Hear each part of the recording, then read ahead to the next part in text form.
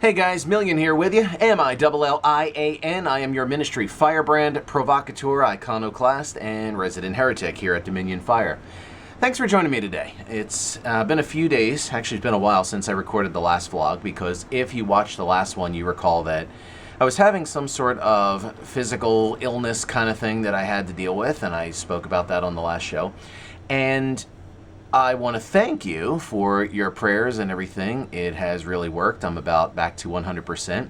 I got a few little remnants here and there, but they're basically gone, and I am much, much, much better. So thank you guys very much for your prayers and your encouragement, and this is just another example when I say we kind of need each other. So thank you again. I truly appreciate it. On that vlog where I was talking about that, I mentioned that I was having headaches and dizziness and ear problems, and it was just kind of crazy. And I've been dealing with this for about a month now, and I finally went to a dentist yesterday. I had to get all my cleaning and everything done. And I love my dentist. I met him in church several years ago, back in my church days.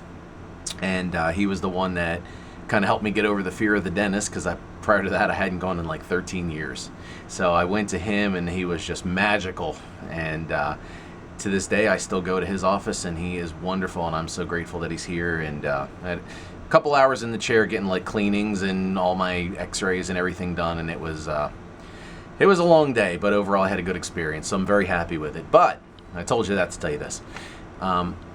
I told him the situation, told him the symptoms. He kind of checked everything out, and it's what he would call muscular TMJ, where it's basically the jawbone and all the nerves around here get affected from like a muscle injury, basically. So on the last vlog, I told you that sickness and disease are not allowed, and it's something I don't deal with. And in this case, it's not really a sickness or disease as much as it's just an injury more than anything else. And injuries happen. Okay, I can deal with injuries and they heal and all that stuff. So in the healing ministry sense, I'm very glad that I had someone to confirm it. And quick side note, a lot of people think I'm opposed to doctors, and I'm really not. Like I said, my dentist is a legitimate doctor, and he's I love the guy, and he was great in helping me through this. So sometimes we have to co-labor with each other, and sometimes we have to take initiative. And it's the thing about authority is it's free flowing, and you have to be in a mindset and in a situation where when a situation presents itself, you have to be ready to act and make a decision. You got to basically be the alpha male in this. And ladies, I don't mean that ignorant to you, but you know what I mean. You got to take the alpha role in this situation. And so in this case, he helped me through that, and that's the situation. So it was muscular TMJ, and it's basically, hot compresses, just kind of massage and stretching and all that stuff, and should be good. So otherwise everything's good. And I got one of those little mouth guards just to keep my teeth from clenching, because I think that's what caused it.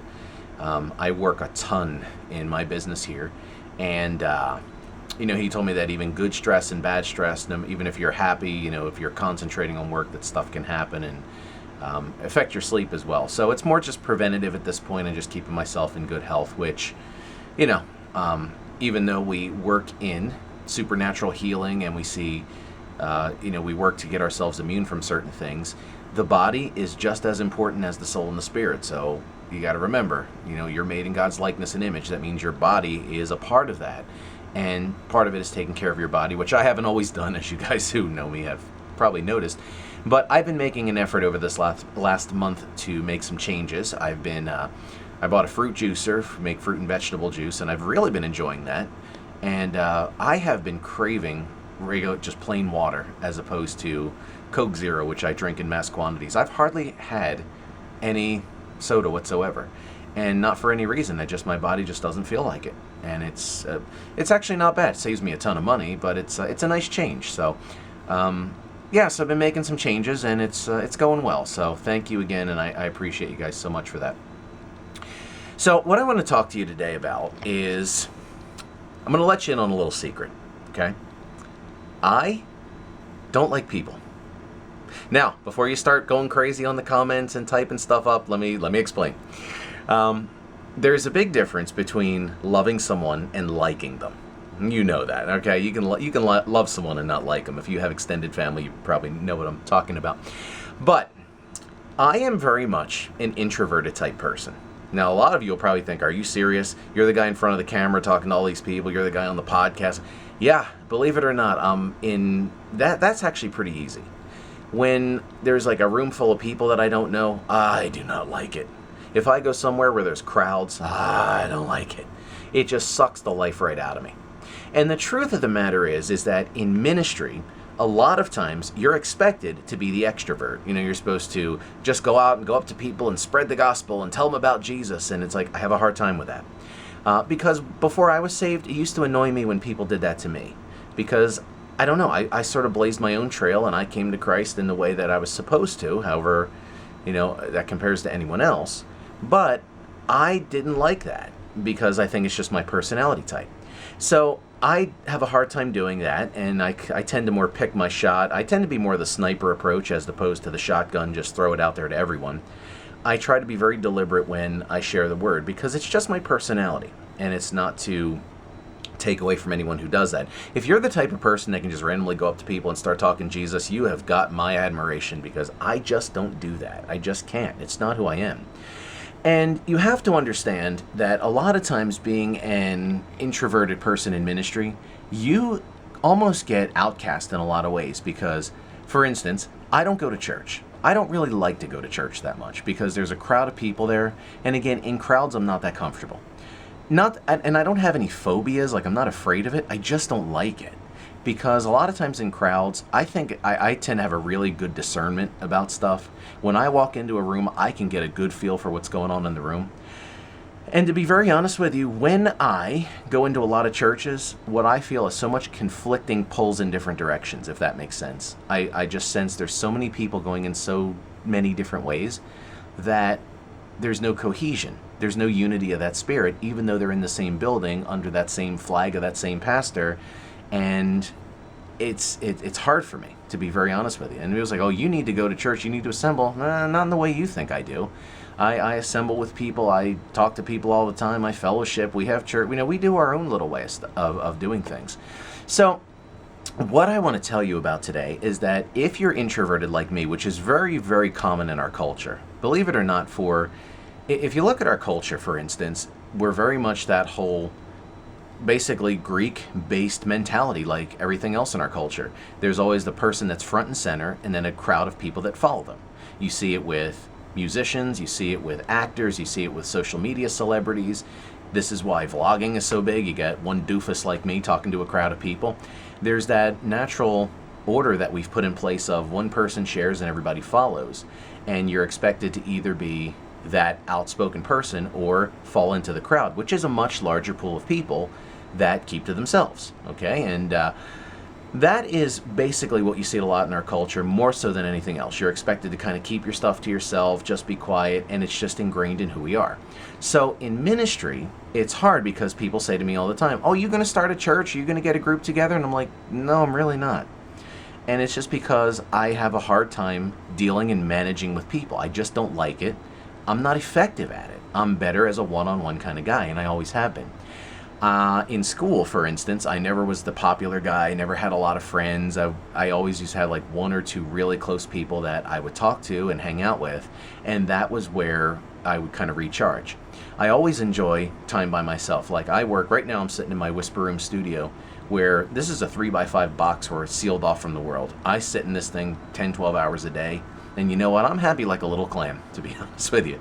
I rarely leave the house because I work so much, and I'm not a people guy, and I'm not around people that much. But it doesn't mean that I don't love people, and it doesn't mean that I wouldn't go the extra mile for anyone who needed it. And if you're like me, if you're an introvert in ministry, and if you have a hard time doing this, don't feel bad about it, because as you know, in a church environment, you're often made to feel bad about things if you don't follow the program. And I would never do that to you. So what I'm going to tell you is that you have to find what works for you, okay? Now, you hear that thing all the time, well, we're all parts of the same body.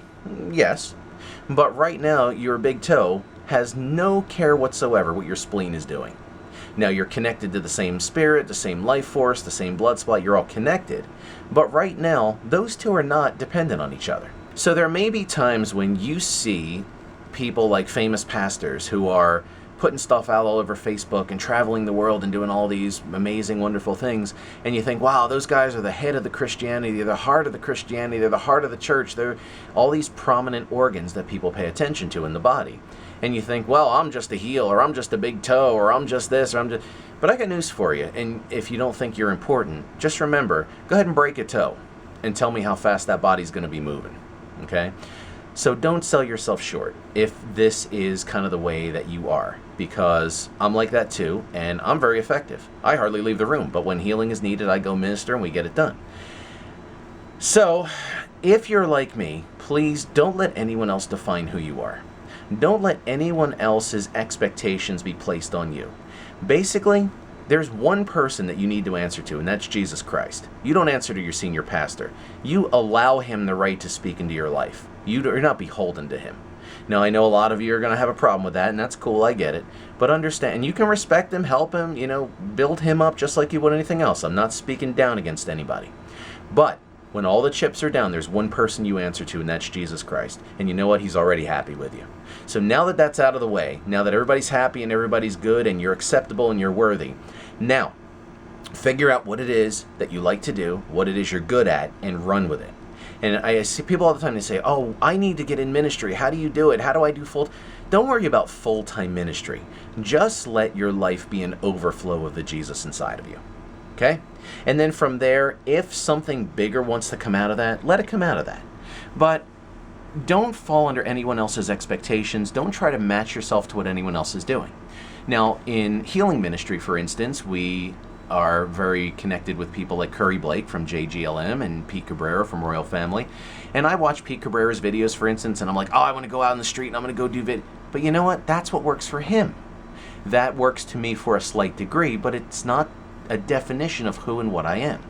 In our ministry, I found that I'm a voice artist. I'm a radio guy, so we did the podcast, we do audio presentations, and that's what works for us. And from that, we're able to connect to different areas and basically do our ministry as needed. And if you think that for some reason you're not valuable or you have nothing, you need to get that out of your head, okay? Stop listening to the enemy. He's a liar. You know that. Even if you have something as simple as, oh, I'm a gardener, I know how to grow roses. Well, good. Grow a bed of roses and go give them out to the sick people that need them. Encourage someone's day, something. So don't ever feel defeated. Don't ever feel like you're not important enough. And don't let a church or a pastor or a ministry or anyone whatsoever define who and what you are. It's a trap that too many people fall into. They get bored, and then eventually they walk away, live their own life, and then everybody wonders why this whole thing's falling apart. All right, that's a part of it. Okay, there's a lot more to the story, but again, that's a part of it. So being an introvert in ministry has its challenges. Now, as an introvert, you can function as the center of attention. You can work a crowd. I know how to do it. I can do it. I'm effective at it. I just don't like it. And it's almost like with food, for instance. I can live and survive on eating nothing but McDonald's. Okay? Yes, you can do it. It's not going to kill you. Stop watching those stupid documentaries. The guy won't even release his food records. You know what I'm saying? But I digress. And digest. But seriously, could you live 100% on fast food? Yeah. But is it the most effective for you? No, it's not. There's better nutrition, there's better food, there's better balance, there's higher quality things you could purchase, so on and so forth. So it's almost like that, in that you can function in that role if you're an introvert, but at the same time, maybe that's not what's best for you. Maybe that's not what's most efficient. Maybe your engine doesn't run best on that type of fuel. And what you need to do is find the balance of everything that gets you running efficiently. Okay? And since I'm on the subject, you got to remember that you're given authority. And part of authority means that you're in charge. You get to make the decision. And when you present your plan to God, it's Proverbs 16:3, I believe. God blesses a plan, is what that basically says. You get your plan together, present it to God, work it out with Him, and you'll be surprised what comes out of that. So if you're struggling with, I want to do ministry, find what you're good at. And here's the thing. Your ministry thing that you do will change over time. So even if you start out in one area and you move into another area, it's a natural growth, and that's okay. So present a plan to God, work it out with Him, in combination with Him, and then just go. Don't worry about it. Don't worry about what anyone else says. Go do your thing. Be you, and be the best example of Jesus you can to the world, okay?